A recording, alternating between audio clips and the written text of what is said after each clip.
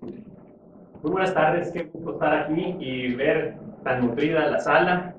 Me decía Roberto que qué gusto le da a él también ver que un tema como el de propiedad privada se está socializando, se está popularizando. Debo decir que también en redes sociales, cuando metimos la iniciativa, presentamos la iniciativa, tuvo un gran efecto en estas redes sociales y muchas veces el chiste es cómo lo planteamos, ¿verdad? Entonces, gracias por su acompañamiento. Quiero agradecer a Víctor, a México Libertario, a Wellington, Instituto Kepler, al Foro Libertario. Hay personalidades muy importantes de este tema, no podría mencionar a todos. Quiero mencionar a Julián Levarón, de Chihuahua, que está con nosotros, alguien que ha luchado por la libertad con todo y ha unido a una comunidad frente a la inseguridad y a las mafias que están en estos sectores. En México no existe plenamente la propiedad privada. Y estoy hablando lo que nos motivó a presentar esta iniciativa para fortalecer y para garantizar el derecho a la propiedad privada. El artículo 27 constitucional, los ciudadanos, nos dice que los ciudadanos no son dueños de nada. O sea, no eres dueño de lo que supuestamente deberías de ser dueño. Y pues, ¿dónde vino esto? Pues en la Constitución del 17 vino ese gran error histórico que tenemos que saldar. No es posible que sea por una graciosa concesión del gobierno, por lo que tú puedas usar esa propiedad y ese fruto de tu trabajo, porque así como llega, te lo quitan, y hemos visto en muchas ocasiones en la historia de México. Es un derecho natural. El gobierno discrecionalmente no puede dictar las modalidades como están contemplados en la Constitución del 17. Y al revisar nosotros la Constitución del 57, de 1857, veíamos que estaba plenamente garantizada ese derecho. Entonces hubo un retroceso que pues ha llevado a que México sea un país que ha caminado hacia un sistema de gobierno en manos de los políticos y no del individuo, de los ciudadanos. Un sistema político-económico que no es capaz de que el país crezca más allá del 1% per cápita. Cuando vemos varios sectores que nos muestran cómo podemos ser los mejores del mundo, en muchos sectores muy competitivos. Y en el pasado pues hemos visto cómo la nacionalización del petróleo, del sistema bancario, pues ¿qué hicieron? Pues hicieron que nos retrasáramos por mucho y detuviéramos los procesos de industrialización del país, de una banca que era competitiva. Pues ahora en Latinoamérica, México, después de regresarla ya y abandonar el gobierno, la propiedad, pues terminó en una banca oligopólica, una banca en manos, en muchos casos, y yo no le veo ningún problema en que sea extranjera, pero se destruyó todo lo que se había ganado en muchas décadas en la historia de México para tener un buen sistema financiero, que era la envidia. Ahora, pues los niveles de préstamo del sistema bancario son de los más bajos de Latinoamérica. Envidia es ver lo que presta el sistema bancario a los privados, empresas y personas en Chile, en Colombia, en Brasil, y ver que México está totalmente rezagado y ausente. ¿Qué decir también? Pues de hechos cotidianos como el de don Mario Villalpando, de 88 años, que en Valle de Bravo, en el Estado de México, pues fue prácticamente despojado de su propiedad, porque el gobierno quería un espacio para hacer un embarcadero. Y claro, pues se fue con el menos poderoso porque todos los demás eran propietarios poderosos y discrecionalmente aplicó la utilidad pública que quiso y despojó a don Mario y está en pleito, hemos participado para protegerlo. Yo en lo personal, pues ya con mi edad de 59 años, pues he vivido. De jovencito tuve un rancho con mis primos de 300 vientres, me fui a estudiar a Monterrey a los 18 años y estando allá pues nos invadieron el rancho y perdimos el rancho. Es algo que eso pasó en el 76, o sea, tampoco tan lejano. Al respecto, pues hemos visto cómo también en Sinaloa y Sonora, los grandes regiones agrícolas, en esas fechas anteriores incluso, pues hubo un atropello a la propiedad que hasta la fecha todavía no se curan esas heridas. En fin, la propiedad nos llevó a ver que es fundamental y presentamos la iniciativa que busca reconocer el derecho a esta propiedad para cada mexicano, limitar las posibilidades de utilidad pública para eliminar toda discrecionalidad, que sea una verdadera utilidad pública en donde se contemple el precio de mercado, no como ahorita que te lo pueden pagar al precio que fije el gobierno, previa indemnización y que existan los medios jurídicos de defensa para cada persona. Y de esta manera, pues, en esa reforma constitucional que está en comisiones, resarcir esos 100 años de deuda que tenemos con los mexicanos, esa injusticia que a través del tiempo ha permanecido, ese error histórico que mucho tiene que ver con la visión paternalista y con el atraso económico de nuestro país. Yo como miembro del PAN y muy crítico de mi partido y de todos los partidos, del oligopolio de los partidos, me preguntan cómo le hice para sumar el aval de mi grupo parlamentario a esta iniciativa. Y pues yo me fui a los principios de doctrina en el número 7 y dice: el acceso de las personas a la propiedad y a la forma de un patrimonio es la base de su desarrollo integral y la garantía de su dignidad. Ello tiene que apoyarse en un marco institucional que garantice el derecho a la propiedad de los individuos. Esto, pues, otras organizaciones lo defendían mucho, como Coparmex, otras más, pero que al acabarse la polarización vino el mundo de los grises, ya no había posicionamientos claros del negro o blanco, estás con el individuo, estás con la libertad individual, los derechos individuales, o estás a favor de los derechos colectivos. Y entonces hemos ido en los últimos 25 años a un centro democrático, a una socialdemocracia, es una religión que todos profesan, en donde hay un relativismo que ha hecho muchísimo daño, y las crisis financieras que vivimos tienen mucho que ver, en el mundo tienen mucho que ver con esto, pero son un efecto, no es la causa. Y la propiedad privada está íntimamente ligada a la libertad individual. La iniciativa se encuentra en comisiones. Sí, solo sí va a salir bajo presión ciudadana. La propiedad privada nuevamente está amenazada por ese relativismo y por no haber adecuado nuestros marcos jurídicos. Debemos de devolver la tranquilidad a los mexicanos, de que su propiedad y el fruto de su trabajo siempre estará protegido para él y para su descendencia, porque ahí vienen otra vez las intenciones de los impuestos a las herencias. La propiedad es tan natural que hasta se defiende con la misma vida.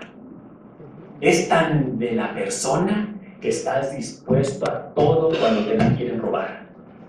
El ADN de la de la programación que tenemos a través de la historia y pues en la lucha por la supervivencia, en nuestro instinto, en nuestro ADN, está bien claro. La gente, y nos dimos cuenta cuando presentamos esta iniciativa y cuando nos empezamos a comunicar por redes sociales con miles de gentes, está en esa lógica. Nomás hay que recordárselos a la gente.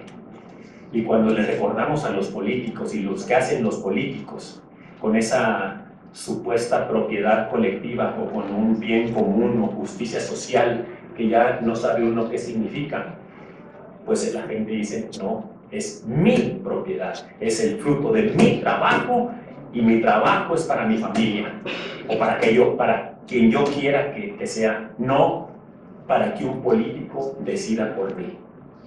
Pues estamos en esa lógica, y más al ratito, cuando toquen algunos puntos, voy a decir y voy a platicar por qué la presión ciudadana no es algo que va a estar ausente. Al contrario, los sismos fue un parteaguas que nos muestra un nuevo México, acompañado de la maravilla del mundo digital y las redes de colaboración que se están presentando. Los ciudadanos corrieron a los políticos, los ciudadanos se organizaron ante la tragedia de los sismos y se dieron cuenta que no necesitaban del gobierno. Y en ese momento también, pues pusieron contra la pared a los partidos políticos bajo presión. Todos los partidos políticos públicamente dijeron que renunciaban al 100% del subsidio financiero del presupuesto público, para siempre. Ahora falta darles otro toquecito para que se materialice, porque ya andan queriendo desviar la atención. Pero es un ejemplo de cómo la presión ciudadana que hoy tenemos con instrumentos del siglo XXI puede hacer la diferencia. Y las siguientes presiones van a venir a los otros ámbitos, no solamente a los partidos, van a venir a los congresos, al Senado, van a ir al gobierno, y en esa lógica queremos ayudar a presionar para que fundamentos tan importantes como el derecho a la propiedad privada esté consagrado en la Constitución. Muchas gracias.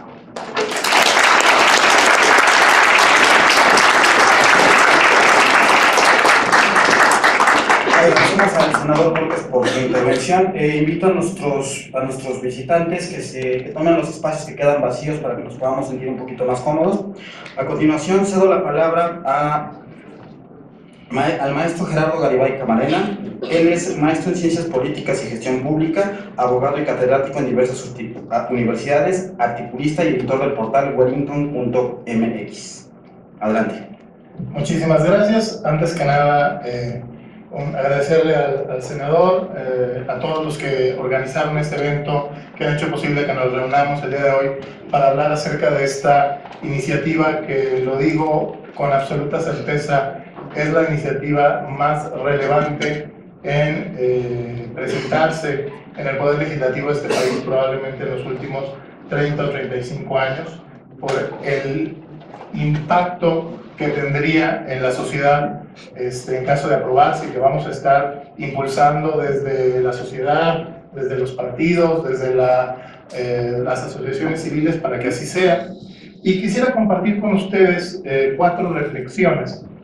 La primera de ellas es respecto a la importancia de esta reforma. ¿Por qué es tan relevante? Normalmente, cuando estamos siguiendo el discurso político, nos vemos ahogados en la coyuntura, es decir, la declaración que sale hoy y que dura un ciclo de noticias, el videoescándalo, el ahora, y lo que solemos ver que sale de la clase política y de los legisladores en general, pues suele ser o más reglas para que el Estado regule incluso más la vida de las personas, o meras acusaciones entre ellos, ¿no? Es que tú eres un corrupto, no es que tú eres más corrupto que yo, y pareciera ser un concurso por ver quién nos decepciona más.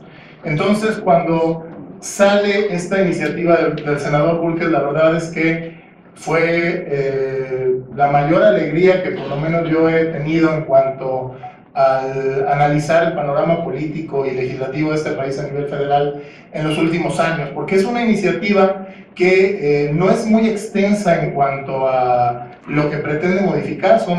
Es un solo artículo de la Constitución, que es actualmente un artículo monstruoso, de más de 3.500 palabras, y él plantea reducirlo a solo 3 párrafos. Pero el impacto de esos 3 párrafos al devolvernos a los ciudadanos el reconocimiento de que lo que hemos trabajado con nuestro esfuerzo, con nuestra vida, es nuestro, tiene un impacto muy profundo, no solo en prevenir que haya expropiaciones injustas, sino en la propia convivencia de la sociedad, en la relación entre autoridades y ciudadanos, y en nuestra propia construcción de proyectos de vida. Efectivamente, como comentó el senador, la Constitución de 1917 traiciona el espíritu de la de 1857. En el caso de este artículo, quizás es la más grave de las traiciones que lleva a cabo el constituyente del 17 en relación al del 57, y desde ahí fue todo un siglo de abusos, de expropiaciones mal hechas, solo para el gusto de algún político. Veíamos, todavía hace un par de días, el Universal volvió a publicar la historia del ama de casa que recibió a Carlos Salinas en Valle de Chalco, Solidaridad, cuando arrancaba el programa de Solidaridad. En ese programa, que es como el abuelito de los actuales programas de desarrollo social, lo lanza el presidente, se enfoca en ese municipio, y el presidente pasa una noche en una de las casas de los habitantes de ahí, ¿no? Como un ejemplo de cercanía con el pueblo. ¿Y qué fue lo que pasó? Que yéndose el presidente, los políticos locales de ese municipio le arrebatan su casa a la señora. Hay algunos rumores de que la querían hacer museo, a la mera hora no le hicieron nada, y hoy todavía la señora pasa enfrente de la que era su casa, que le quitaron, que no le pagaron, y que además el gobierno tampoco la usó para nada, porque resultó que no había una utilidad pública y la casa nada más se está echando a perder. Como ese ejemplo hay cientos en todo el país. Ustedes, la mayoría de ustedes están muy jóvenes, pero si les preguntan a sus papás o a sus tíos, en la plática va a salir, no, pues es que fíjate que a tu abuelito le expropiaron tal cosa, o yo sé que en mi municipio a tal persona le quitaron tal cosa y se la quedó tal político que se suponía que iba a ser para servicio de la comunidad, y a la mera hora fue para servicio de una mafia. Y esto se debe a un texto constitucional que nos han vendido como una de las bases de la Constitución, ese tema de que la soberanía del territorio es originalmente de la nación, y que en realidad, traducido al castellano, lo que significa es que la soberanía del territorio es originalmente del gobernante que está en turno. Y esto es muy grave, ¿por qué? Porque lo que nosotros construimos, lo que nosotros compramos, cuando compramos, por ejemplo, nuestra casa, la estamos comprando no con dinero. El dinero es el mecanismo de intercambio. La estamos comprando con el tiempo de nuestras vidas que dedicamos a generar el valor suficiente para poderlo traducir en el dinero que nos permita comprar esa casa. Entonces, si pensamos que una persona probablemente pasa 10 años de trabajo para poder comprar una vivienda, significa que 10 años de su vida le ha dedicado a ese sueño, a ese patrimonio, y que aún así ese patrimonio no es de ella, que ese patrimonio es del gobierno, y el gobierno, como es muy buena onda, se lo cede en la mayoría de los casos, pero en el momento en que el gobierno quiera quitárselo, se lo puede arrebatar con la mano a la cintura. En cuanto nos ponemos a pensar en esto, la verdad es que hierve la sangre de saber que estamos en esa situación de tal debilidad frente al Estado, que puede pagarnos, indemnizarnos, pero pagarnos a valor catastral o al valor que se le ocurra, y además decirnos, y eso si quieres, porque pues si no, de todos modos te la voy a quitar y te voy a pagar menos, entonces mejor nos arreglamos. Y eso pues no son casos que hayan pasado nada más en la época de Lázaro Cárdenas, son cosas que siguen sucediendo incluso hoy en día. ¿Y por qué es tan importante el que le arrebatemos al Estado esa facultad que nos robó de manera ilegítima, porque la propiedad es la base de la civilización. Las civilizaciones se construyen porque trascienden en el tiempo. ¿Y cómo trascienden en el tiempo? Cuando tenemos los incentivos para planear, para pensar a largo plazo y no solo a corto plazo. ¿Y cuál es el mayor incentivo que tenemos para pensar a largo plazo, para pensar en el resto de nuestra vida, en nuestros hijos y en nuestros nietos? La propiedad y la certeza sobre esa propiedad. Entonces, el que la Constitución nos reconozca ese derecho, que no es que nos lo dé la Constitución, porque ya lo tenemos, es parte de nuestra naturaleza humana, pero que la Constitución nos reconozca ese derecho a ser dueño de lo que construimos, nos va a permitir tener un mayor incentivo para construir a largo plazo. Va a permitir que muchas personas que hoy, por la falta de certeza sobre su patrimonio,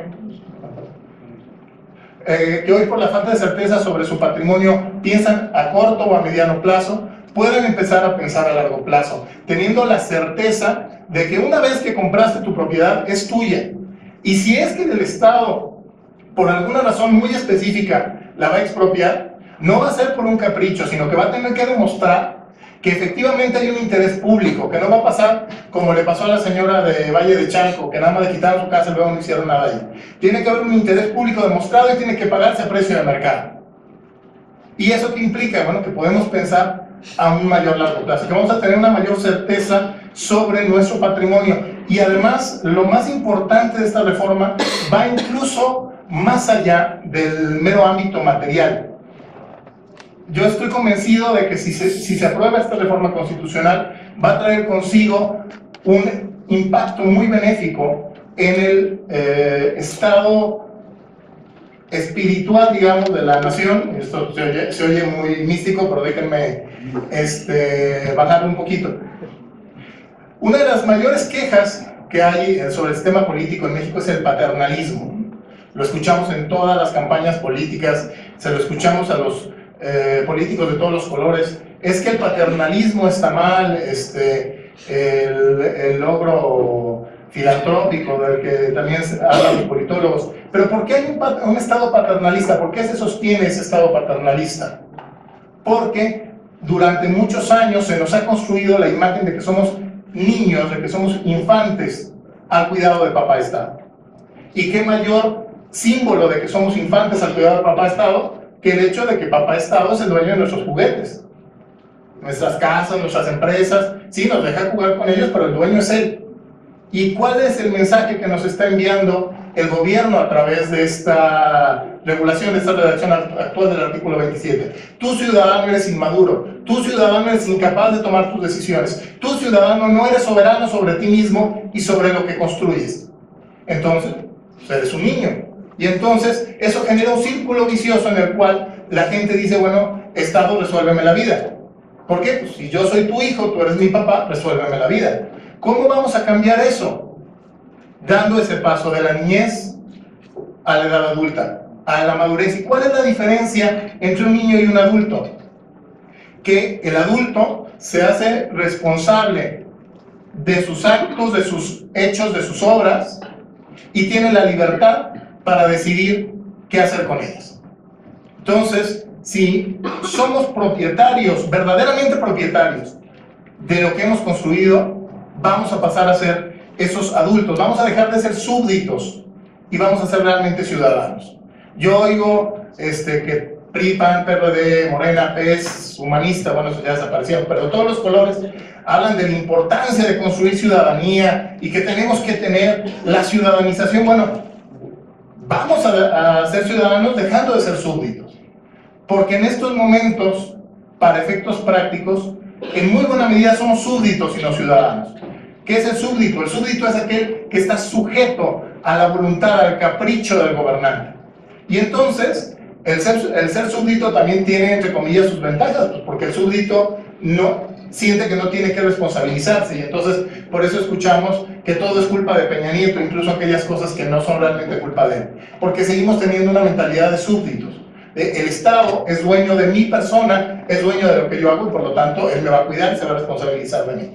Pero si realmente queremos que la democracia en México avance y se salve en este punto de quiebre, porque estamos en un punto de quiebre, estamos en un proceso de transición que empezó en 77 en 1978, es decir, hace prácticamente 40 años. Y estamos en un punto donde vamos a decidir si regresamos a un autoritarismo que puede vestirse de López Obrador, pero no necesariamente de él, puede llegar de cualquiera de los partidos, o damos un brinco a una democracia verdaderamente madura. ¿Y cómo lo damos? Dejando de ser súbditos, dejando de estar sujetos a la voluntad del Estado, dejando de tener nuestras vidas sujetas a la voluntad del gobernante y asumiendo la propiedad y la responsabilidad sobre nuestras propias vidas, para bien y para mal. Lo cual me lleva al último punto que quiero compartirles esta tarde. Existen en el ser humano, para entender plenamente su libertad, la libertad no funciona sola, sino la libertad va acompañada de otros dos elementos muy importantes, que son la responsabilidad y la consecuencia. Yo soy libre cuando actúo, cuando soy responsable de mis actos, es decir, cuando yo tomo esta botella de agua porque yo lo quiero hacer y no porque estoy condicionado por un síndrome, por una clase social, como lo dirían los colectivistas, o por algún ámbito externo, sino por mi propia voluntad de actuar, y cuando asumo las consecuencias de ese acto, buenas o malas. Entonces, ¿cuál es el problema con lo que se plantea actualmente en nuestra vida política, en términos generales en México, que se habla de cada vez más derechos y de cuarta y de quinta generación, ya aparecen iPhones, que nos plantea una libertad sin responsabilidades y sin consecuencias? Tenemos que asumir, si queremos realmente pasar de ser súbditos a ser ciudadanos, a ser individuos plenamente libres, tenemos que asumir la voluntad sobre nuestros propios actos y las consecuencias sobre nuestros propios actos, incluyendo nuestras propiedades. Aquello que nosotros construyamos, aquello que nosotros trabajamos durante nuestra vida para levantar del suelo, para crear valor, para construir un proyecto de vida, es por derecho, por naturaleza, nuestro. Y tenemos que exigirle al gobierno que lo reconozca. Y qué mejor que lo reconozca en el texto constitucional. Es el lugar y el momento de iniciar un nuevo compromiso todos nosotros para hacer realidad esta reforma, para que la Constitución reconozca nuestro derecho a ser dueños de lo que trabajamos y para dar un paso más hacia la madurez política y democrática. Muchísimas gracias.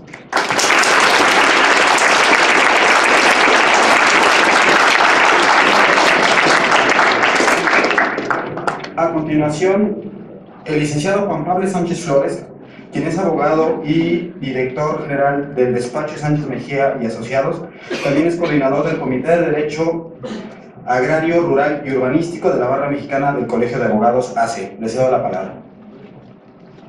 Muchas gracias. Buenas tardes, licenciado Teresa, doctor Garibay, doctor Salinas, maestro Santos, senador, gracias por la invitación.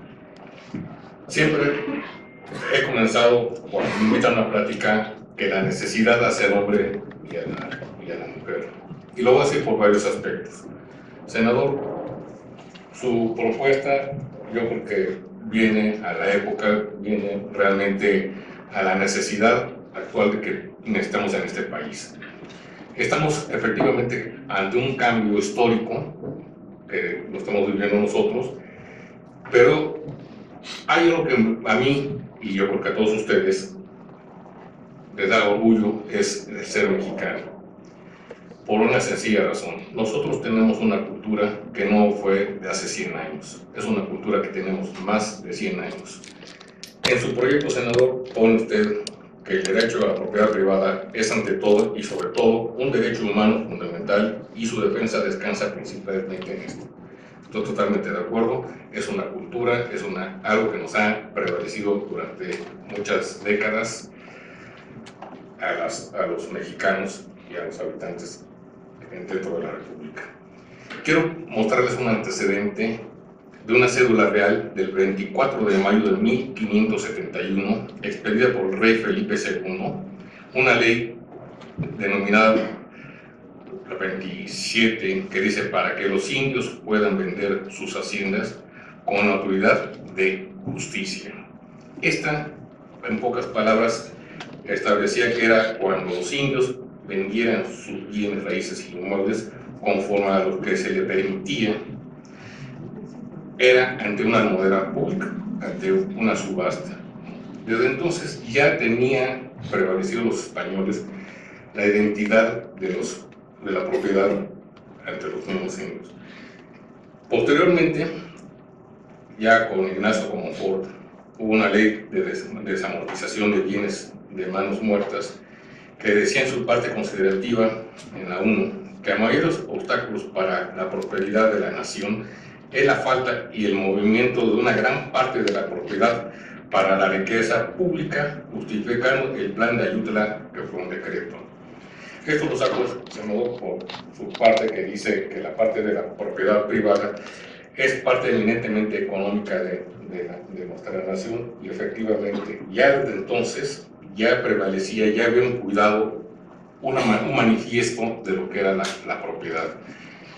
Y durante muchos años los legisladores han estado moviendo lo que es la identidad de la propiedad hasta en la actualidad de la Constitución de 1917, en su primer párrafo, que dice que son 2 propiedades, la originaria, que es para el Estado, y la derivada a los particulares.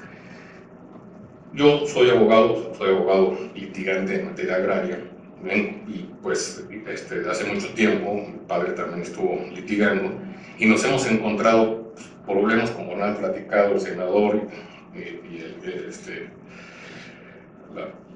en relación a todos los problemas que hay en relación a la defensa de la propiedad. La modificación a de una identidad como propiedad privada trae como consecuencia también que tendremos que una tarea laboriosa para los legisladores, a los senadores y a los diputados, que va a ser la ley de expropiación, la modificación de la ley agraria, ¿no? Porque en este país existen 2 tipos de propiedades: la propiedad rural y la propiedad urbanística, ¿no? La urbana, que es donde está la gran parte de la población económica, entre comillas, pero sé por qué económica. Si yo hace 10 años les hubiera dicho a ustedes que la actividad monetaria, las divisas que ingresaran a este país eran en materia de agricultura más que el petróleo, me tendrían ustedes algo. Hoy, gracias a la agricultura en este país, entran a divisas más superior que el índice que arroja el propio petróleo. Esto fortalece a lo que dice el senador, su postura en relación de proteger a la propiedad privada. Pero no por tener la propiedad privada, darle una protección, nos va a garantizar que va a crecer el aspecto económico.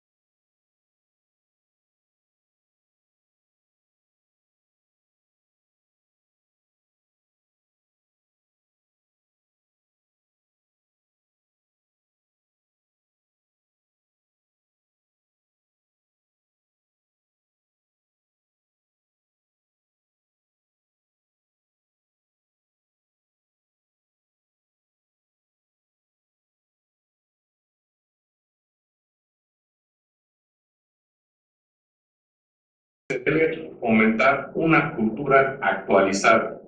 Dentro del aspecto de la propiedad rural existen las propiedades de los ejidos, de los comuneros, de las comunidades indígenas, que es la parte cultural, la parte que tenemos que nosotros proteger, enseñarles precisamente a proteger y adquirir su propiedad como debe de ser, como lo establece la ley agraria en la actualidad.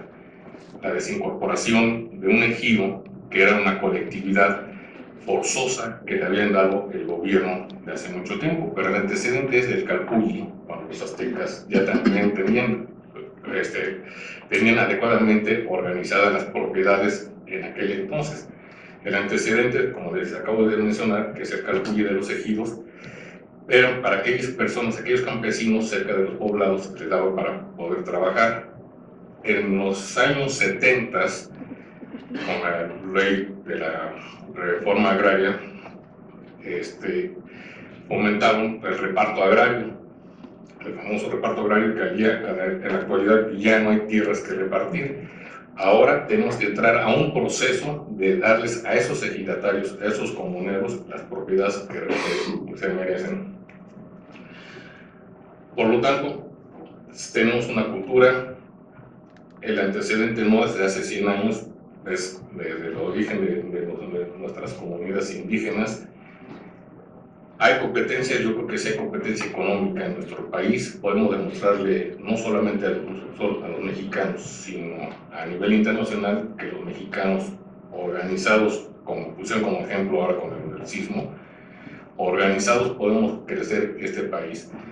La división política, social o ideológica que puede prevalecer, que es una parte que vivimos todos los días, yo creo que ya tenemos que unificar a nuestra nación, no solamente en un aspecto político-social, sino también en el aspecto económico, crear una cultura, llevar esa misma cultura hacia el campo, senador. Estoy de acuerdo con sus reformas. Lo único que realmente dentro de su propuesta, comparto totalmente lo que usted dice. Hay un párrafo dentro de su reforma en el que usted establece, dice: la propiedad no puede ser expropiada, sino por caso de utilidad pública y previa indemnización. Solo se podrá considerar causa de utilidad pública a aquellas que sean indispensables para generar un beneficio general en la comunidad. Esto es lo que platicaba hace rato con usted y lo que digo ahorita, ¿no? Debemos de actualizar ahorita lo que es la ley agraria, entre otras, la actualización. ¿Por qué? Porque todavía no está todavía actualizada con las necesidades. Por ejemplo, dentro de la barra mexicana, nosotros hemos tratado de proponer la modificación al artículo 84 de la ley, que habla sobre el derecho al campo, ¿no? Sobre la propiedad. Les voy a platicar nada más así rapidísimo. La ley prevalece cuando están los ejidos, cuando se desincorporan, para darles ya una seguridad. Ellos tienen un título que se llama certificado de derechos parcelarios. No son dueños de su propiedad, sino son tenedores de esa parcela que les fueron impuestas por una comunidad.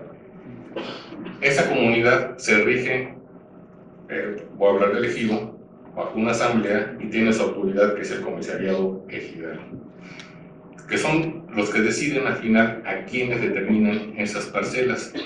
Con la modificación al artículo 27 constitucional y la creación de la ley agraria, desaparece la colectividad forzosa, que se va a hacer algo extraordinario, que va a ser productivo y va a ser benéfico, y si no, al tiempo lo vamos a ver. Desincorporan al ejido y le dicen: ahora vamos a dividir las parcelas y te vamos a dar ya un título de certificados parcelarios, te voy a dar un título de propiedad. Esa propiedad la vas a hacer precisamente para que te puedas asociar, la puedes enajenar, o puede ser lo que antes no podías ni siquiera rentar las parcelas, tenían que trabajarlas los propios campesinos, fomentando así el abandono por falta de recursos. El país es tan grande, los recursos que tenemos naturales es extraordinario, que nos tenemos que organizar para fomentar esta productividad. Con la idea que trae el senador y con la reforma a esta ley agraria, yo siempre he dicho que tenemos que buscar un financiamiento bueno, bonito y barato para nuestros campesinos, y qué mejor llevarlo a una lonja agropecuaria como lo tienen otros países. Queremos precisamente esta modificación, darle una seguridad jurídica a aquellas personas que tengan su propiedad, podrán precisamente con una cultura vigilar. El Estado tiene la obligación de cuidar a los campesinos para que precisamente lleguen a ser futuros empresarios. Los abogados nos han enseñado que la norma jurídica tiene que ser general, obligatoria y con el principio de responsabilidad en perjuicio de personas. Es la característica de la norma jurídica. Por eso me atreví a hablar sobre el aspecto de los campesinos. La norma jurídica tiene que ser general, tiene que estar para todos. Es el artículo primero de nuestra Carta Magna, de nuestra Constitución. Entonces, no solamente va a ser la zona urbana, sino también va a ser para el aspecto rural, senador. Yo creo que pues, ahora sí va a poner a trabajar a los legisladores en este tema, la ley agraria y la ley de expropiación, porque pues de todos modos tenemos que manejar qué es la utilidad pública. Todavía va a haber un vacío ahí de determinar cuál va a ser esa utilidad pública. Y dentro de la práctica, senador, me traje una tesis aislada cuyo título se denomina Expropiación. Los particulares no están legitimados para exigir la apertura del procedimiento relativo contra sus bienes cuando estiman que estos han sido objeto de alguna perturbación u ocupación estatal injustificada. En el razonamiento que nos hizo a favor ustedes de presentarnos y el propio licenciado Teresa que acaba de exponer, esta tesis establece que el artículo 27, párrafo segundo, podrán decretarse por causa pública y mediante indemnización. Dice, este precepto contiene tanto garantías de protección de derecho humano, de propiedad, como una facultad soberana del Estado. Y estos podrán ser la exigencia de utilidad pública y mediante una justa retribución, lo cual dentro de su planteamiento establece que no hay una retribución adecuada y justa, porque en algunas cosas en las zonas urbanas posiblemente se basen en el predial, pero en otros hay en las avalúos, ¿no? En materia agraria sí hay un instituto que hace los avalúos en materia para poner valor comercial de las tierras. Pero aquí la propia tesis dice: dicho numeral contiene una facultad de la soberanía nacional en cuya virtud la administración pública puede privar al gobernado de un bien discrecional y unilateralmente, siempre que satisfaga las garantías mencionadas. Entonces, esto le da una pauta, senador, para hacer la modificación, no solamente del artículo 27 constitucional, sino también de la ley de expropiación, para que diga cuál va a ser esa parte de la utilidad, esa parte que hablan sobre que satisfaga las garantías mencionadas en cuanto a lo que corresponde a la materia agraria, que yo creo que también podrá ser aplicada en la zona urbana. Y la verdad, pues realmente, pues, de nueva cuenta, gracias por la invitación, lo felicito por esta modificación y que de aquí sea el parteaguas para poder trabajar, si nos permite, ahora sí en nombre de la barra, trabajar en conjunto, y le hago extensiva la invitación, que tengamos una práctica en la sesión ahí con los miembros de la barra para determinar temas que yo creo que va a ser de mucha utilidad para el Senado de la República, pero sobre todo para la sociedad y sobre todo el campesino. En esta ocasión hago la voz y voto sobre estas personas, los campesinos que se merecen pues que tengan una propiedad, y asimismo nuestras comunidades indígenas, que son 54, creo, no me acuerdo cuántas son, creo que son 54 comunidades indígenas que hay en el país, del cual tenemos que tener nosotros un orgullo, ¿no? Porque es la parte histórica de nuestra nación. Muchas gracias y muy amable.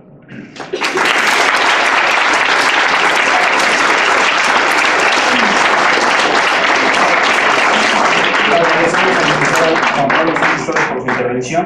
A continuación, el doctor Roberto Salinas León, quien es presidente del Foro Empresarial de México y director ejecutivo del Centro de Investigaciones sobre la Libre Empresa y director académico del Instituto Cultural Ludwig von Mises, y también fue testigo ante el Congreso de los Estados Unidos para apoyar el Tratado de Libre Comercio de América del Norte. Adelante. Muchísimas gracias. Gracias particularmente perdón, ustedes. Muchas gracias, buenas tardes. Gracias particularmente al senador Francisco Burr, que es una persona que admiro enormemente, que además es un buen amigo y siempre una fuente de diálogo, de conversación y ciertamente de iluminación a este gran panel que hoy en día vemos presente en esta sesión o en este foro sobre un tema que le comentaba yo al senador antes de iniciar. Cuando yo me empecé a involucrar en estos temas, más o menos hace 40 años, o sea, en 1977, que empezamos a leer algunos textos, una iniciativa de reforma al artículo 27 de esta naturaleza hubiera sido considerada de una ultraderecha reaccionaria desalmada, completamente fuera de proporción. Quizá hoy en día también sigue siendo desalmada, ultraderecha y fuera de proporción. Pero hoy en día estamos en el Senado de la República hablando de esto ante un panel de distinguidísimos oradores, con la presencia de todos ustedes, con todos los medios de comunicación que están aquí. No estoy hablando meramente de la cadena del Congreso, de televisión del Congreso, sino de todo lo que podremos ver en Twitter, en Instagram, en Facebook y en todas las redes sociales. Hoy en día esta es una idea que, como se podría decir en otro contexto, una idea que ha llegado para quedarse. Y es una idea que no pertenece a la derecha o a la izquierda o arriba o abajo. Es una idea que debe reconocerse tal cual como se ha planteado por los tres anteriores expositores.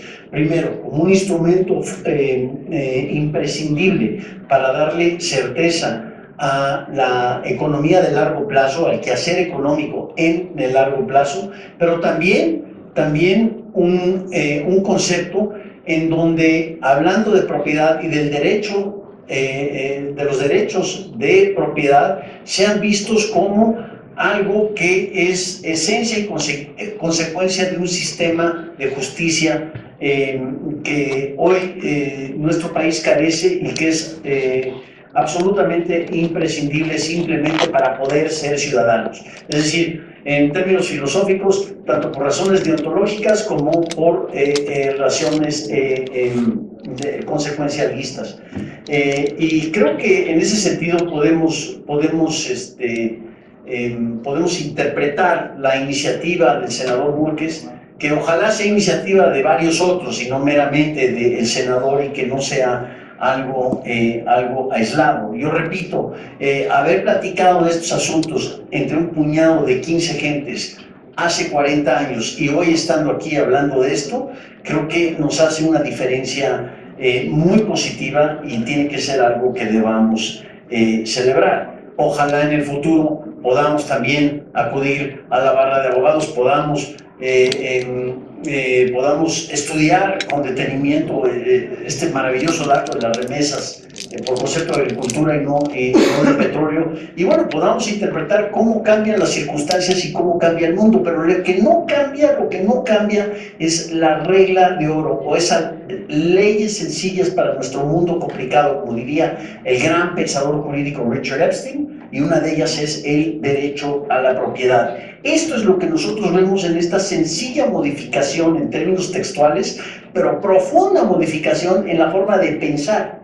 Vaya, si nosotros nos vamos al propio texto,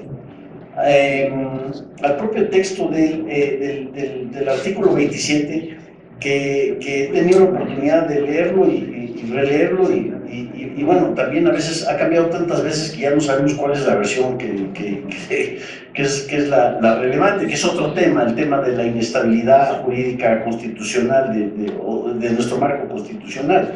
Pero vaya, tan solo la primera oración: la propiedad de las tierras y aguas comprendidas dentro de los límites del territorio nacional corresponde originariamente a la nación. Ya de entrada no corresponden al individuo, corresponden a esta entidad llamada nación, que de facto es Estado, que en algunas ocasiones, bueno, fue de facto gobierno, y que, bueno, esto fue el tricolor priista.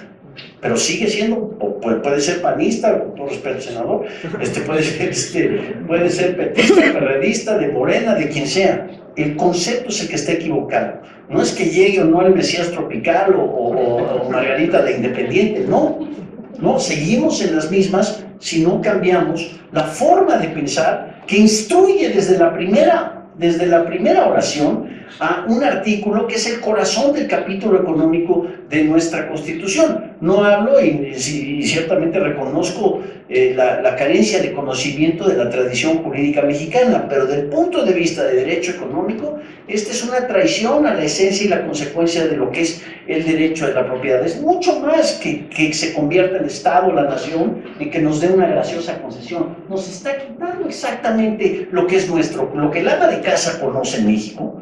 ¿Sí? La materfamilia, en mi humilde opinión subjetiva y posiblemente errada, sabe más economía que cualquier tecnócrata iluminado en el Banco de México, en la Secretaría de Hacienda, que, por cierto, paréntesis, hablando de esta cultura de súbditos económicos, la hacienda pública Ese es otro nombre, senador, por favor, iniciativa para cambiarle. Ministerio de Finanzas, punto.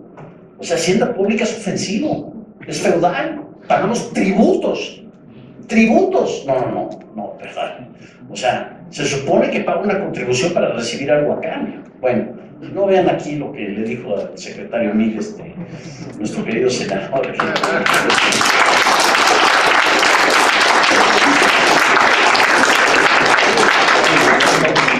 Si podemos citar a José María Luis Mora, que veía el derecho de propiedad como el gran antídoto contra el despotismo. O sea, lo reconoció a alguien que es uno de los padres del pensamiento liberal mexicano. También podríamos citar a Adam Smith o a David Hume. Hay una maravillosa cita de David Hume que a la cual voy a aludir un poco más adelante. Para mí, a mí me gusta lo que dice la madre de familia. Lo mío es mío, no tuyo, punto. Ya, se acabó. Se acabó. Esa es una tautología, es una especie de truismo. Pero de ese truismo parte toda la actividad económica, parte la certeza sobre el patrimonio, parte el poder ver en el largo plazo y reconocer en el largo plazo. Esto lo reconoció Douglas North, el gran historiador económico que fue merecedor del premio Nobel en 1993, 91 o 93, uno de los dos, que decía, hay ciertas reglas de largo plazo, instituciones de largo plazo que surgen precisamente para reducir la incertidumbre sobre el futuro, para mitigar la condición humana. Es, digamos, una razón utilitaria para los derechos de propiedad. Aquí en el mismo artículo 27 dice, los límites del territorio nacional corresponden originalmente a la nación, la cual ha tenido y tiene derecho de transmitir el dominio de estas a los particulares. O sea, lo mío no es mío, es de la nación. Y la nación tiene el derecho de transmitir el dominio de esto. Y como tiene el derecho de transmitirlo, pues lo puede destransmitir también. Y lo puede destransmitir de acuerdo al criterio iluminado de la tiranía de cualquier experto que llegue en un determinado momento. Y aquí, repito, no estoy hablando de derechas, de izquierdas, bueno, a lo mejor sí de ciertos, pero no estoy hablando de derechas, de izquierdas necesariamente. Estamos hablando, a alguien se puede creer ese paternalismo o ese empujoncito, según el reciente premio Nobel de Economía Richard Thaler, el nudging, ¿no? De que vayamos a empujarlos porque yo sé más que todos los demás, porque yo sí sé cómo hacerlo. El derecho de propiedad nos protege contra esos abusos, contra esas imposiciones, contra esas buenas intenciones que al final del día han sido los ladrillos que nos han encaminado hacia el infierno económico. Ahora, vayamos a los casos ya empíricos y no de filosofía jurídica o filosofía política o de ética política. Veamos también la enorme contribución que la certidumbre sobre derechos de propiedad bien definidos, y aquí olvídense de la propiedad privada, es redundante eso. En automático la propiedad es privada, es de particulares, es individual. Entonces, derecho a la propiedad privada es como decir agua mojada. Es derecho a la propiedad. Ahora, hay que ser cuidadosos. Derecho a la propiedad en el sentido negativo, cuasi berlinesco, no sé si Isaiah Berlin, yo creo que sí diría que es. O bueno, derechos negativos en el sentido del cual habla el filósofo David Kelly en los Estados Unidos. O sea, no por tener yo el derecho a la propiedad, ¿sí? Si lo interpretamos a la Hugo Chávez, bueno, pues también entonces tengo derecho absolutamente todo lo demás, ¿no? Dignidad, salud, educación, raquetas de ping pong, un equipo de primera división, etcétera, etcétera, etcétera, etcétera. No son derechos positivos, es derecho a adquirir la propiedad de una forma que sea pacífica y que sea legítima sin lastimar a los terceros. En los últimos 20 años se han dado una enorme cantidad de estudios que empíricamente confirman la validez quizá no de causa y efecto, pero ciertamente de algo mucho más que una correlación estadística entre derechos de propiedad bien definidos y altos niveles de prosperidad en el sentido amplio de la palabra. No es crecimiento del PIB meramente, aunque sí es un factor importante. Y vemos, por ejemplo, el estudio elaborado y que creo que se sigue elaborando, del Índice de Derechos de Propiedad Internacional, por Hernando de Soto y un amigo mío de la India, que ahora radica en Boston, Waraf Tabari, que estuvo aquí un par de veces en México, y bueno, de un universo de aproximadamente 139 países, pues vaya, ya se imaginarán ustedes cuáles están hasta arriba. Curiosamente no son los Estados Unidos o la Gran Bretaña, es Finlandia, Noruega, Suecia, Suiza, fíjense, derecha, izquierda, centro, de arriba, de abajo, ¿no? Frío, chiquito, grande, ¿no? Australia, Nueva Zelanda, Chile. Todos estos hay una transparencia, una honestidad, una confianza en el sentido de Francis Fukuyama, de trust, que nace de una cultura de legalidad ligada a el derecho a la propiedad. ¿Y cuáles serán los casos más sonados dentro de los fracasos en la materia de derechos de propiedad? Pues nos sorprende que Venezuela ciertamente sea quizá el caso más sobresaliente, o Somalia, o Corea del Norte, o Zimbabue, o Irak, o muchos otros que podemos mencionar. ¿Sí? Pero ahí está la diferencia. Ahora, esto ya es empírico, esto no es invento de la ultraderecha reaccionaria, si quisieran ustedes así considerarlo. Son los hechos. Esto es el Índice de Derechos de Propiedad Internacional. ¿Sí? Y puede ser una sociedad muy paternalista o socialista del siglo XXI, como pretendería ser una Suecia o una Noruega, pero el hecho que tengan derechos de propiedad bien definidos ha hecho una gran diferencia a su nivel de prosperidad, por la certidumbre que le da al patrimonio en el largo plazo. ¿México dónde está? Pues por ahí en el lugar 63, ni muy, ni tanta, eternamente en la mediocridad, ese 1%, de ahí lo vemos. De ahí nace. Igual pasa con el reporte de libertad económica que recién se acaba de publicar hace 2 semanas. Tenemos lugar 79 entre 159 naciones, o 150 y tantas naciones. Lo que aquí destaca mucho es que en la medición de los niveles de libertad económica, que los invito a lo que estudien, es verdaderamente un proyecto maravilloso y además fundado en la filosofía del ensayo y del error, es decir, corregible en el futuro. Podemos nosotros decir, no, estás mal en lo que se respecta al derecho agrícola o el derecho laboral o en tu medición de lo que son, digamos, el comercio internacional. Yo mismo he objetado que no le dan una calificación, fíjense ustedes, suficientemente alta a la política monetaria mexicana. Que está bien la calificación, pero debería estar quizá un poquito mejor, porque tema de otro momento, pero ahí ha habido avances importantes. Comercio internacional bien, política monetaria bien, tamaño del Estado, más o menos, y vemos todas estas libertades económicas, ¿y dónde es donde nos desplomamos? Estado de Derecho. Ahí estamos, al igual que podría ser, digamos, un país como Afganistán. No, ciertamente no tan mal como Venezuela, pero muy inferior, digamos, a Uruguay, hasta Paraguay. ¿Sí? Y bueno, ahí ustedes pueden ver las mediciones, pero destaca verdaderamente la enorme brecha que hay. Y entonces nos preguntamos, bueno, ¿qué es lo que está jalando el potencial del crecimiento mexicano hacia abajo? Nuevamente, razón utilitaria, pero una razón muy poderosa, la ausencia de derechos de propiedad. Al final del día, un derecho de propiedad, como lo entiende el senador y como lo entiende esta iniciativa, según mi perspectiva, descansa en 3 premisas. Una, que los derechos sean bien definidos. Y bien definidos es que los pueda reconocer un niño de 6 años de edad. Que sean transferibles. Si lo mío es mío y se lo quiero dar al senador, pues, si yo soy libre y voluntario y lo hago de una forma pacífica, es mi rollo y de nadie más. Y luego, cuando haya disputas comerciales, que sean cumplibles. No sé exactamente cuál sería la traducción en inglés de enforceable. ¿Sí? Que podamos acudir a un sistema de justicia en donde se hagan valer los contratos, en donde se pueda resolver una disputa comercial o económica en una forma que sea sana y equitativa.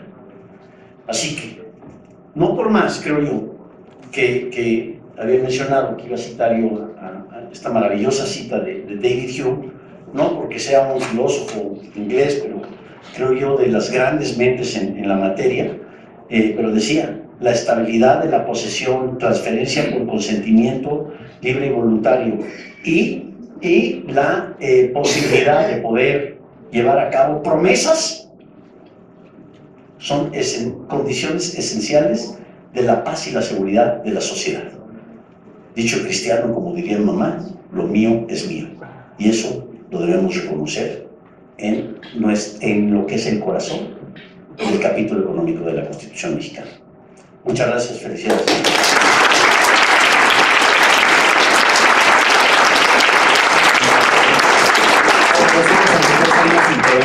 Y a continuación, el maestro Rodolfo Santos Dávila es un empresario de origen tamaulipeco que ha escrito diversos libros y artículos y ensayos en relación a estos temas sobre la libertad. También ha sido colaborador del Diario de México, El Economista, Ovaciones, la revista Voz y Voto y el Mañana de Tamaulipas. Anteriormente se ha desempeñado como diputado y consejero del PAN y actualmente es un aspirante a la candidatura independiente a la presidencia de la República, abanderando el proyecto libertario para México. Adelante. Me honra mucho estar esta tarde y agradezco a Víctor Becerra la invitación, a Ángel Vega, a mi compadre Catalán, a Guillermo Rosas del Instituto Kepler, a todos los panelistas aquí, a Gerardo, senador, Roberto, Juan Pablo. Extraordinarias las ponencias y bueno, creo que Gerardo no que se quería quedar corto, pero en realidad esta iniciativa, si esta iniciativa se aprueba, sería no únicamente la legitimidad de esta legislatura en el Senado, sino que también, y no solamente sería una de las aportaciones más importantes en el constitucionalismo mexicano, sino que también estaría ligada a una gran relevancia en la historia de México, y lo voy a demostrar con 2 o 3 datos. Primero, felicitar al senador Búrquez por la capacidad de síntesis, de claridad, de exposición teórico y práctica de la iniciativa. Cuando terminé de leer la iniciativa, que me llevó unos cuantos minutos, recordé una obra de Taylor Caldwell, que recomiendo aquí a todos los jóvenes, que además se siente uno muy bien de que estén hoy muchos jóvenes en esta sala, porque el futuro de la propiedad va a estar ligado en mucho a su capacidad de ser grandes emprendedores de la vida. Y me recordó esta novela de Caldwell, porque habla de la vida de Marco Tulio Cicerón. Y Caldwell pone en los labios de Cicerón que la ley y que el legislador tiene que diseñar una estructura normativa simple, concreta, aplicable sin ningún problema para todos. Y de veras que es un manjar esa iniciativa. Felicito mucho al senador por ello. Y vamos a simplificar lo que hoy vivimos en el análisis políticos de México. Simple y sencillamente hay actores que están a favor del Estado, de entronizar el Estado, y quienes estamos a favor de disminuir a su mínima expresión al Estado. Porque el Estado ha demostrado a través de toda nuestra historia que es un mal administrador y es un pésimo impartidor de justicia. Aquí está Eduardo Levarón, que es de un estado donde se viven en sus carreteras y en sus municipios el estado fallido, como mi estado, Tamaulipas, donde no puede uno caminar libremente, y ese es el México que hoy vivimos. Pero a ver, si nos ponemos varios momentos de la historia de México, el maestro Pepe Miranda González, en su estudio sobre la propiedad prehispánica, mencionaba que había la propiedad privada para los nobles, la propiedad colectiva para la sociedad en general y la propiedad eclesiástica y de las asociaciones. Entonces, en el México prehispánico, la propiedad no sale bien librada. Si nos vamos más adelante en la Constitución de Cádiz de 1812, bueno, un poquito antes, con los derechos de conquista. Ya durante la conquista tampoco sale bien parada la propiedad, porque había 3 elementos en la conquista: la bula alejandrina, las intendencias, que tenían funciones militares, económicas y administrativas, y las 7 partidas. En la conquista tampoco sale bien librada la propiedad. Ya en 1812, la Constitución de Cádiz, lo único que se sustituye es que las tierras pertenecían al rey y se sustituye por la palabra nación, que es como está hoy el artículo 27 constitucional. Entonces ahí, pues la propiedad tampoco sale bien parada. Más adelante, en la Constitución de Apatzingán y en el Reglamento Provisional Político del Imperio Mexicano, la propiedad se utiliza simple y sencillamente de un modelo negativo que dice que es inviolable. Es con las leyes constitucionales de 1836 y las bases orgánicas de la República Mexicana de 1943, que son 2 constituciones conservadoras, donde se dice claramente que la propiedad es un derecho natural, es un derecho establecido por la Constitución.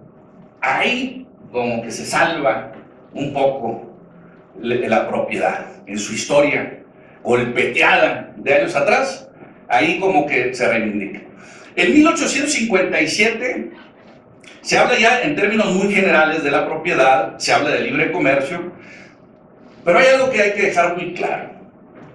Los liberales de 1857, a quienes reconocemos como la generación más lúcida que ha tenido México para la construcción del México ya moderno, que había pasado por lo que le llamaron algunos historiadores la sociedad fluctuante, un México.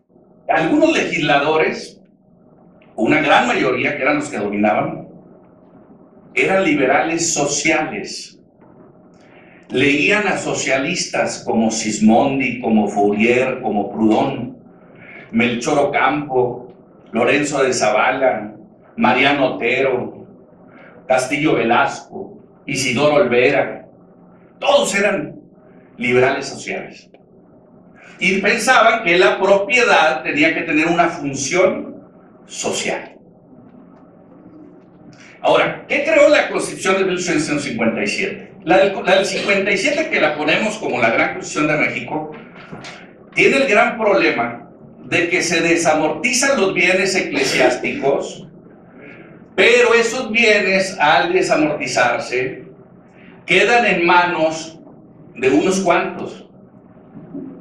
Y entonces se empieza a configurar una estructura territorial que después se asentaría esa estructura territorial con el pensamiento positivista del porfirismo. Y entonces en el porfirismo ya no únicamente hay un monopolio económico derivado de la Constitución del 57, sino que también hay un monopolio político. Monopolio económico y monopolio político. ¿Por qué?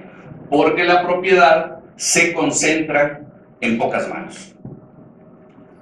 ¿Dónde viene otro momento maravilloso para la libertad en México? Sin duda alguna, cuando hacemos un recuento histórico, hay una figura que se agiganta en la visión de un México no únicamente que buscaba liberalizar al país, no solamente la visión de un hombre que buscaba la democratización del régimen, no solamente la visión de un hombre que buscaba que la riqueza estuviera entre muchos empresarios, emprendedores. Y esa figura es la de Francisco I. Madero. Madero era un hombre que estoy seguro que hoy estaría muy inmerso en toda la filosofía libertaria. Ya en la Constitución de 1917, después de ese movimiento armado de la Revolución, que Mariano Azuela le llamaba la bola, donde no sabían quién quería qué, quién contra quién, Se llega a la Constitución, al Congreso Constituyente de 1917, y ahí había un grupo de diputados jacobinos, rojos, Francisco J. Mújica, Heriberto Jara, Pastor Roa, ¿sí? Muchos de ellos que Juan José Borges, Esteban Vaca Calderón, que dijeron, a ver, después de tanto balazo, tenemos que plasmar los derechos sociales. Y entonces se les ocurre la idea de que la propiedad tenía que ser originariamente de la nación. Y luego esta, aplicar o hacer una traslación de dominio y constituir la propiedad privada. Y esa ha sido la historia hasta hoy. Pero si se dan cuenta, entre el debate de jacobinos y el debate de eclesiásticos, la propiedad nunca ha estado bien parada. Ya en los últimos años, bueno, podemos hablar de un momento intermitente también, ahí por 1943, que es cuando viene invitado por Luis Montes de Oca y Aníbal Iturbide a México, a Von Mises, a quien citó implícitamente Gerardo Garibay cuando hablaba de que el destino de la propiedad estaba ligado a la civilización. Y entonces Mises viene a México, y Mises con su esposa se hospedan aquí en el Hotel Ritz, y le manda una carta al que después sería Premio Nobel de Economía, Friedrich von Hayek, y le dice: estoy en un país donde hay fragilidad institucional, donde hay subdesarrollo y donde se confisca el capital. Esa era la visión de Mises, en 1943. Y ya en los últimos años, en ese sonsonete machacado todo el tiempo de que vivimos desde los años 80 y tantos, 90 y tantos, en un neoliberalismo, ¿sí?, donde existe una mafia que trata y que intenta robarnos nuestro futuro. Vamos a dejarlo muy claro. En los últimos 30 años en México no ha existido un modelo liberal, ni neoliberal, ni nada que se le parezca. Es lo mismo que la herencia mercantilista de la colonia de la que hablaba José María Luis Mora, que lo citó acertadamente Roberto Salinas en su ensayo filosófico sobre nuestra revolución constitucional. La misma visión de Mora es la misma visión de lo que hoy tenemos en México. No existe un liberalismo, no existe mercado libre. Coincido con Roberto cuando decía hay que cambiar también la semántica, y lo decía Octavio Paz: para que un país cambie tiene que cambiar su lenguaje primero. Estamos hablando de un tratado de libre comercio. Un tratado que se regula no es de libre comercio. Así de sencillo. Entonces no tenemos un liberalismo en México. En México tenemos un mercantilismo de Estado, un capitalismo de preferidos y de consentidos, donde siempre ganan los mismos. Y eso no es libre mercado, ni es libertarismo.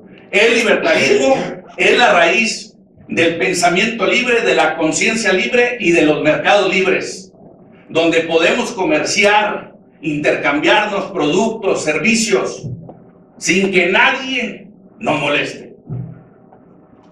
Quisiera concluir diciendo: si pudiéramos simplificar la filosofía de la libertad y el libertarismo, esta sería: mucho ayuda el que no estorba.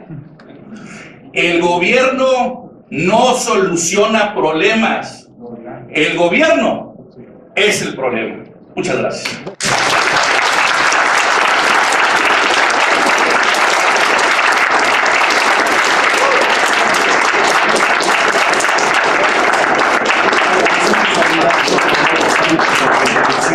Tenemos tiempo suficiente para 2 bloques de preguntas y respuestas.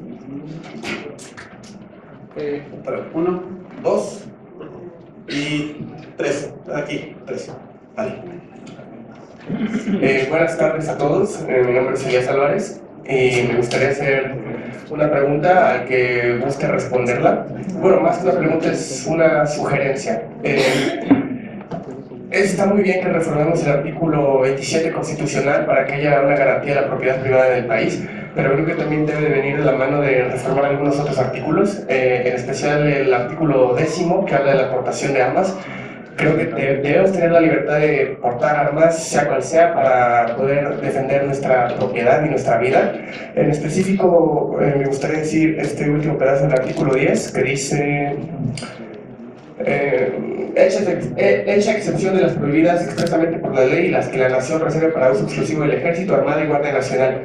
Eso quiere decir que no tenemos un verdadero derecho a portar armas, solamente podemos portar armas que sean de menor calibre que las del Ejército, y eso es completamente erróneo, porque al igual que la Constitución de Estados Unidos, que se habla del derecho a portar armas para defenderse de un gobierno tiránico, ¿qué pasaría si México se vuelve un gobierno tiránico? No podríamos defendernos y quedaríamos a la intemperie en un gobierno nazista, fascista, comunista, el autoritarismo que quieran escoger, ¿no? Entonces creo que debemos reformar el artículo 10, no solamente para poder salvaguardar nuestra vida, libertad y propiedad, sino para también poder pelear ante un inminente y tal vez posible futuro tiránico que podría existir en el país, ¿no? No estamos exentos de volvernos Somalia o volvernos Venezuela. Y también me gustaría hacer otro comentario. Creo que también es necesario que reformemos el artículo constitucional 123, porque hay muchas cosas que de verdad no cuadran, de salario mínimo, bueno, sí, son muchas cosas que no podría abarcar en una pequeña pregunta, pero creo que es necesario eso, y sobre todo en lo que se refiere al salario mínimo. Creo que debemos eliminarlo completamente. A pesar de que México tiene un salario mínimo bajo, daña la economía de gran manera, daña a empresarios, a emprendedores, daña a gente que, sobre todo a los pequeños empresarios, a los dueños de pymes. Entonces es todo lo que me gustaría comentar, y me gustaría saber cuál es su opinión respecto a eso, de quien guste contestarme. Gracias. Número 2. Realmente estoy muy complacido, muy contento de escuchar a los panelistas, y muy sorprendido de que en este espacio, en esta Cámara de Senadores, se hable de este tema. Normalmente no tengo mucho respeto por ninguna de las dos cámaras, les tengo mucha desconfianza. Hasta pensaba que se cayeron con el temblor, pero bueno, con esto se salvan, ¿eh? Quisiera hacerles 4 preguntitas muy puntuales, rápidas. Primero, si se estableciera el artículo de respeto a la propiedad privada, si se estableciera en la Constitución mexicana, ¿cuántos artículos se tendrían que quitar de esa Constitución? ¿Qué es lo que quedaría de esa Constitución? Segundo, ¿ustedes consideran que los impuestos violan el derecho a la propiedad privada?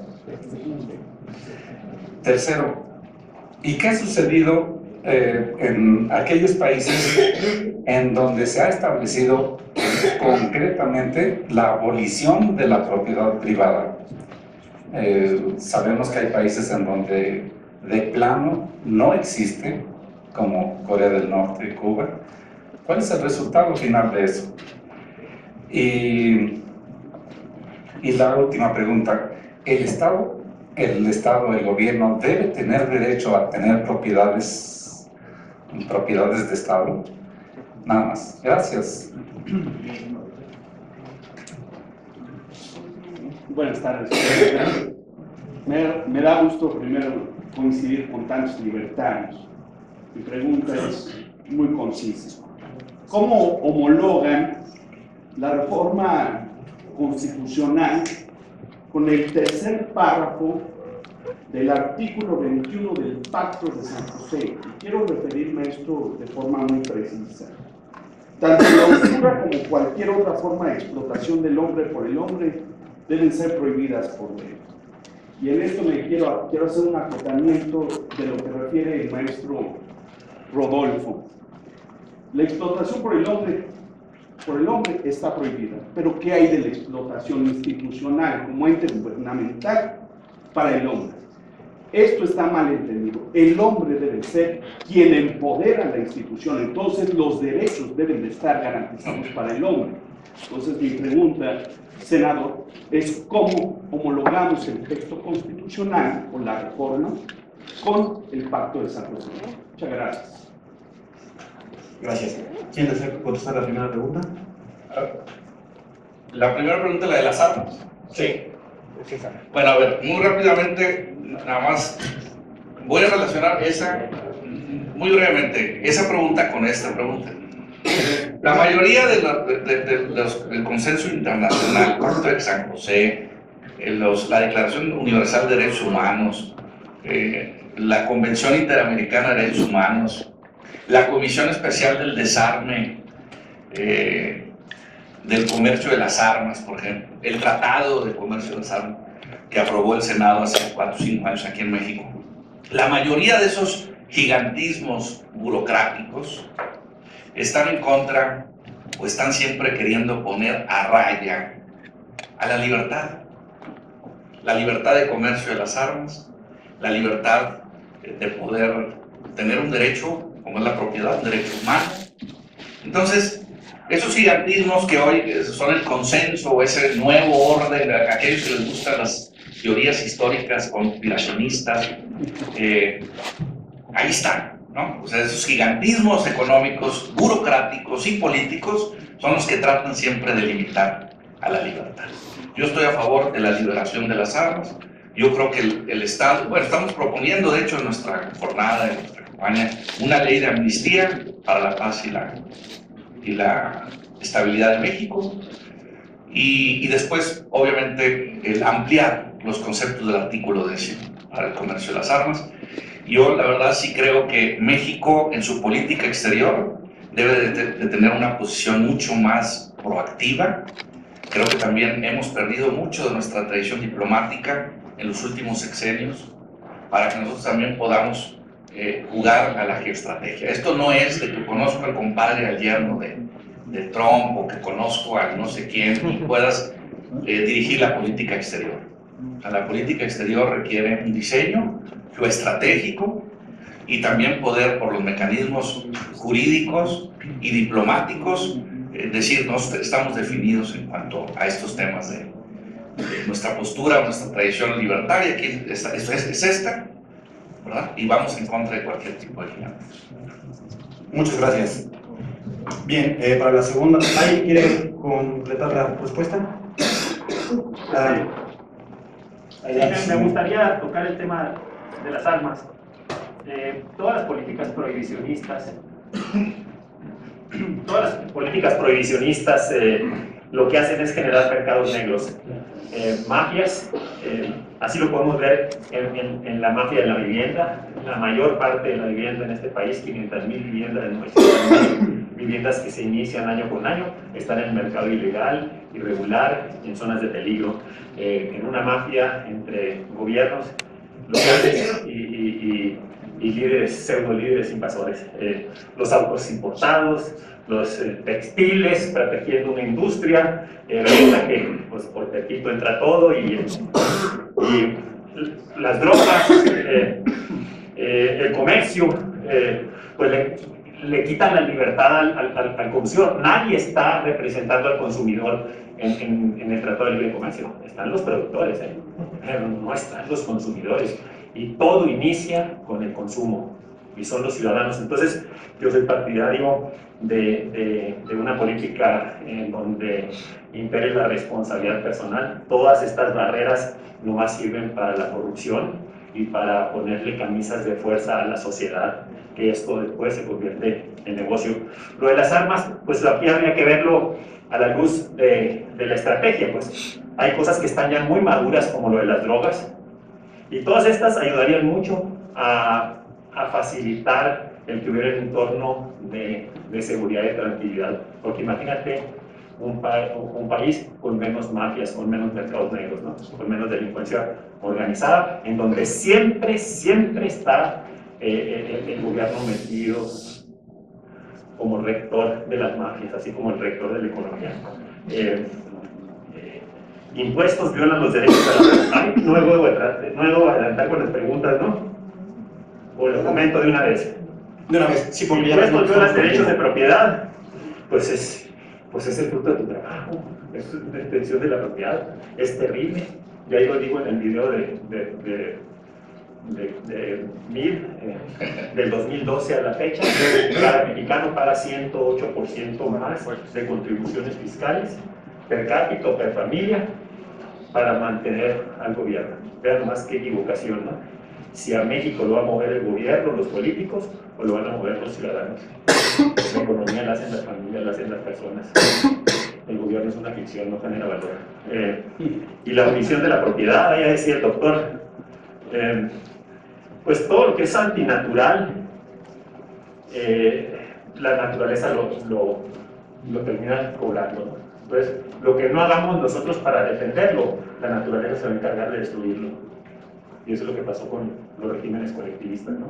Entonces, la evolución de la naturaleza es un gran aliado nuestro. Y ahorita el mundo, en esta era digital, está conspirando a favor de la libertad. Soy tremendamente optimista. Todas las soluciones del siglo XXI vienen para que los sistemas de control central sean sistemas de autocontrol. Es el consumidor, el ciudadano, el usuario, el individuo, como le queramos llamar en sus formas, porque además no hay otra manera de responder rápido a un mundo con gran velocidad de cambio, más que a nivel individual. Están generando con esas tecnologías la posibilidad de soluciones en donde el control y el poder está transmitiéndose cañón, como dicen los chamacos, al individuo y a la persona. Y todas las grandes organizaciones creadas en el siglo pasado para solucionar necesidades de la gente en el mundo económico privado, y la política no va a ser la excepción, pues están mostrando que el pez chico le gana al grande, mucho más ágil, más capacidad de atender a la persona como individuo y no como masa, como era en el siglo pasado. Y ahí nos está pasando a los políticos por estar retrasando nuestra evolución, nos está pasando un tren por encima. Muchas gracias, senador. Dos intervenciones más y cerramos el foro porque ya el senador tiene actividades programadas. Bueno, yo muy brevemente quisiera comentar, faltamos tres, pero yo quisiera comentar sobre, creo que bien relacionadas a todas las preguntas, perdón, pero Santos Mercado, me encantó la forma en que organizó estas 4 preguntas, que realmente son 4 desafíos intelectuales. ¿Cuántos artículos se van así, estilo cañón, ¿no? Si hacemos la reforma Burkes a la Constitución? Pues muchísimos, yo creo muchísimos, porque, repetimos, descansa dentro de lo que es la estabilidad jurídica, o más bien el marco jurídico de la estabilidad social, el reconocer el derecho, los derechos de propiedad bien definidos. Y entre otros que siempre me ha causado un escándalo medio gracioso, medio chistoso, es una modificación en 1982 que se hizo al artículo 25, en donde no recuerdo exactamente la redacción, pero es algo así como que el Estado planeará, conducirá, orientará y dirigirá la actividad económica nacional. Y yo le pregunto al senador, a Fernando Cota, ¿cuánto trabajo les costó planear, coordinar, orientar y dirigir tan solo esta sesión? Ahora, ya pretender que vamos a hacer toda la actividad económica nacional es verdaderamente creerse Dios. Es la vanidad suprema llevado a sus absurdas consecuencias. Y lo peor es que si alguien se cree que puede planear, conducir, orientar y dirigir, pues el derecho a la propiedad se acabó. Podemos modificar el 27, pero si modificamos el 27 a la Burkes y dejamos el 25, pues vamos a tener que dar una reforma Burkes bis, ¿no? O Burkes Reloaded. Muy buena pregunta la de los impuestos, fundamental. Yo creo que ahí no hay de otra y habrá que no hacer lo bueno de lo enemigo y pensar en otras soluciones, pero va al trasfondo de lo que, digamos, gente como, caray, desde Thomas Hobbes podemos hacer esa pregunta. ¿Y qué pasa en sociedades donde sí existe una abolición total del derecho a propiedad? Con todo respeto, yo aquí difiero de la terminología del modelo de mercado, si existe o no existe. Yo creo que los mercados existen en todas partes, incluso en Corea del Norte y en Cuba y en la ex Unión Soviética. O sea, están completamente distorsionados y desviados y son sumamente locales. Aquí lo tenemos, no tan solo en Tepito. Bueno, váyanse a la central de abastos y díganme si ese no es un mercado que no es regulado, ¿sí? Y donde hay puts y warrants y calls y hay trading que se hace absolutamente todos los días. Y ahí, bueno, mi palabra es la promesa, mis rodillas son las garantías, exacto. Pero funciona, ¿no? Y eso, ¿qué pasa cuando no hay un mercado extendido? No nos podemos salir de nuestra localidad porque no tenemos esas instituciones y esos instrumentos jurídicos que nos permitan ir al más allá. Así que yo creo que eso redunda en pobreza, pero Santos, es mi opinión, que no es un modelo de mercado, es un proceso humano. El mercado es intercambiar una cosa por otra, consumir y producir, y eso lo hacemos todos los días, absolutamente todos los días y todos los individuos. En fin, el motivo para otra reflexión. ¿Y el Estado debe tener propiedades? Hay otra gran pregunta, y merece otro foro de esta Bien, agradecemos al doctor Salinas por su intervención. Me informan que sí tenemos tiempo para que participen todos los panelistas, entonces cedo la palabra a Gerardo. Muchas gracias. Bueno, rápidamente respondiendo a las preguntas. En el tema de la aportación de armas, el hecho de que se nos niegue la libre aportación de armas es parte de este mismo concepto de súbditos inmaduros en el que la Constitución proyecta a los mexicanos. Parte de este proceso de maduración y de reconocimiento de nuestros derechos debe ser también el que tengamos algo parecido a la segunda enmienda que reconozca nuestro derecho a la aportación de armas. También respecto a las reformas a los artículos, a la Constitución en general, hubo por ahí varias preguntas al respecto. Es muy importante que tengamos en cuenta que nuestra Constitución es un desastre, no solo porque nosotros somos libertarios y no nos gusta, sino en estricto sentido incluso de redacción. Es un desastre porque ha tenido más de 700 reformas, porque cada sexenio se le mueve para uno u otro lado. Entonces ya hemos llegado a un punto en que la Constitución es inoperante, al grado de que ahora, para el centenario de la Constitución, el Instituto de Investigaciones Jurídicas de la UNAM estaba trabajando un proyecto para no cambiarle nada de fondo a la Constitución, pero sí reordenarla para que cada artículo hablara de un tema específico y que no tuviéramos de chile, de mole y de manteca.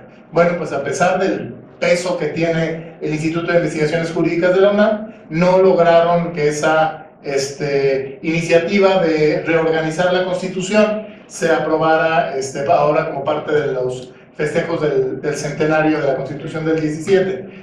De ese tamaño son las inercias para mantener una Constitución inoperante. Entonces, también parte de lo que se tiene que hacer es reorganizar todo el texto constitucional, y esa reorganización nos va a permitir ver de forma más clara dónde tenemos que hacer reformas, como en el caso del artículo 27.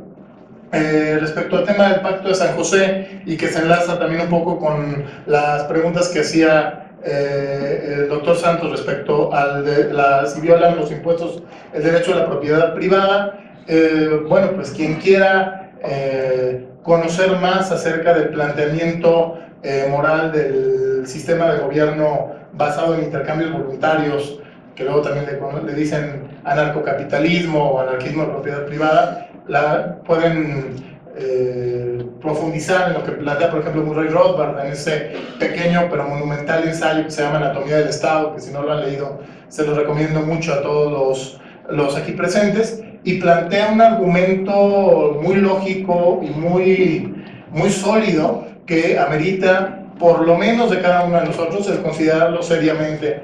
Y ahora sí que si no podemos eliminar por completo al Estado, sí por lo menos reducirlo a sus funciones más básicas, que son el tema del hacer cumplir los contratos, quizá la defensa nacional y el sistema de justicia. ¿Y qué pasa si se abole la propiedad privada? Bueno, pues las sociedades caen en la pobreza, y lo mismo pasa en Cuba o en Corea del Norte, que lo mismo pasaba en las zonas del sur de los Estados Unidos en la época de la esclavitud, y era algo que notaba Alexis de Tocqueville cuando comparaba el norte de los Estados Unidos, donde la gente era libre y por lo tanto trabajaba con mucho más ímpetu que en el sur. ¿Por qué? Porque en el sur la gente era esclava y trabajara lo que trabajara no iba a ser para ellos. Entonces se creaba una indolencia y un rechazo al trabajo tanto entre los esclavistas como entre los esclavos, y eso se traducía en pobreza. La falta de propiedad siempre se va a traducir en pobreza y en barbarie. Muchísimas gracias.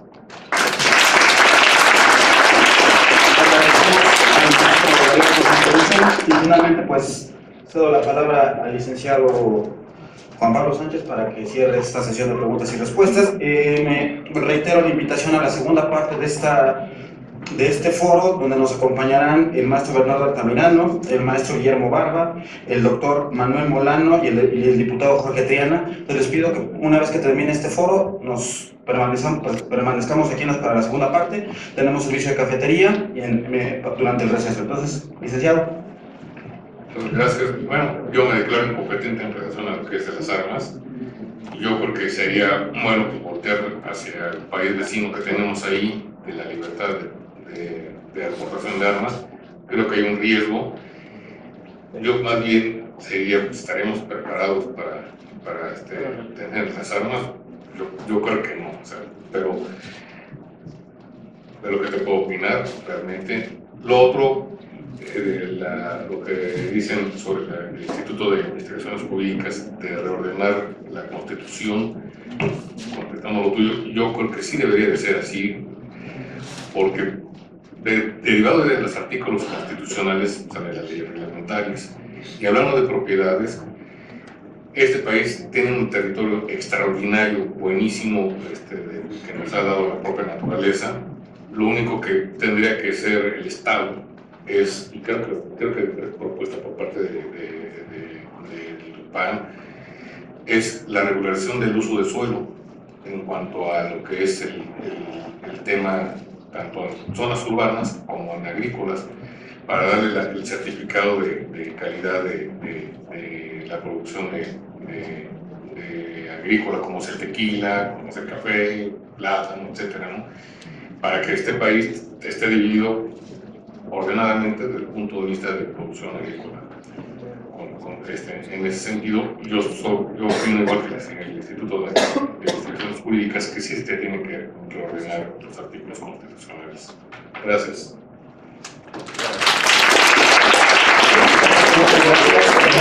Procedemos a la entrega de reconocimientos y presentes de las organizaciones convocantes. Les reitero que este foro está siendo organizado por el Faro Libertario, por el Instituto Kepler, México Libertario, el Partido Libertario de México, Wellington, MX y el Senado de la República. Entonces, solicito la presencia del maestro en ciencias Guillermo Rosas Álvarez para proceder a esta entrega.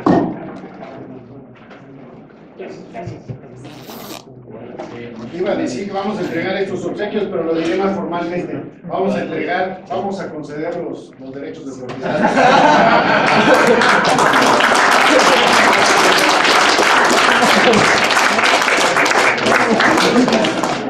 Con el respectivo IVA que se quedó el Estado cuando...